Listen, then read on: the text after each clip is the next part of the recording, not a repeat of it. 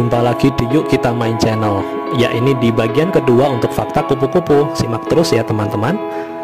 Berikut adalah 5 fakta kupu-kupu yang belum kamu tahu, bagian kedua. 6. Kupu-kupu nggak bisa terbang kalau mereka kedinginan. Kupu-kupu penuh temperatur tubuh ideal sekitar 30 derajat untuk terbang. Mengingat mereka hewan berdarah dingin, mereka nggak bisa mengontrol temperatur tubuh mereka sendiri. Temperatur udara di sekelilingnya pula punya dampak besar pada kemampuan tubuh mereka untuk berfungsi.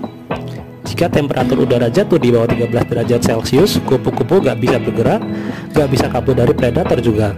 Ketika temperatur udara berkisar di 28-38 derajat Celcius, kupu-kupu bisa terbang dengan mudahnya.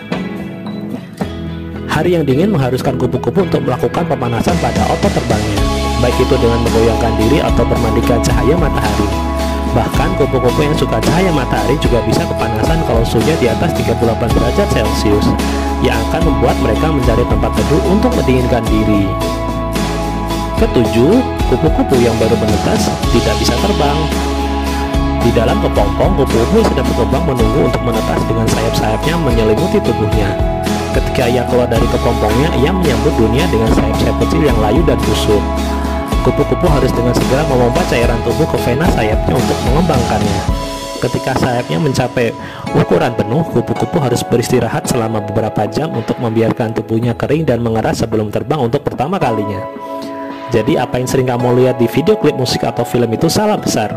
Kupu-kupu gak bisa langsung terbang ketika menetas dari kepompongnya.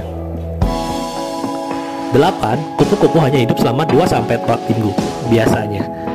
Sekalinya ia keluar dari kepompong sebagai kupu-kupu dewasa, seekor kupu-kupu hanya memiliki beberapa minggu untuk hidup. Sepanjang waktu tersebut, ia akan memfokuskan energi untuk 2 hal, makan dan kawin. Beberapa kupu-kupu terkecil yang berwarna biru hanya bisa bertahan beberapa hari. Kupu-kupu yang hidup lama dalam bentuk dewasa seperti monarchs atau morning clocks bisa hidup sampai 9 bulan. 9. Kupu-kupu adalah hewan berjarak pandang dekat, tapi mereka bisa melihat dan mengelompokkan banyak sekali warna. Sekitar 3-4 meter, pandangan kupu-kupu cukup baik. Segala sesuatu lebih dari jarak itu nampak buram bagi kupu-kupu.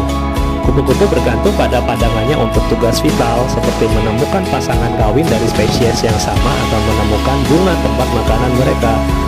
Sebagai tambahan, kupu-kupu juga bisa melihat rentang warna ultraviolet yang begitu luas, seperti mata manusia. Mereka sendiri punya tanda ultraviolet di sayapnya untuk mengenal satu sama lain dan mengetahui pasangan potensialnya. Begitu ternyata juga punya tanda ultraviolet yang bisa digunakan untuk menarik hewan penyerbuk seperti kupu-kupu.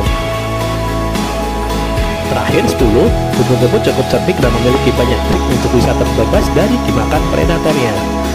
Kupu-kupu berada di posisi sangat rendah dalam rantai makanan. Banyak predator yang siap mengincar mereka. Beberapa kupu-kupu melihat sayap mereka untuk berkamuflase menyamarkan diri dengan alam.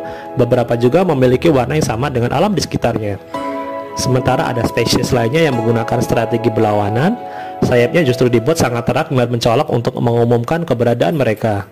Serangga berwarna super terang biasanya dianggap beracun oleh para predatornya sehingga dihindari. Inilah siasat yang mereka gunakan.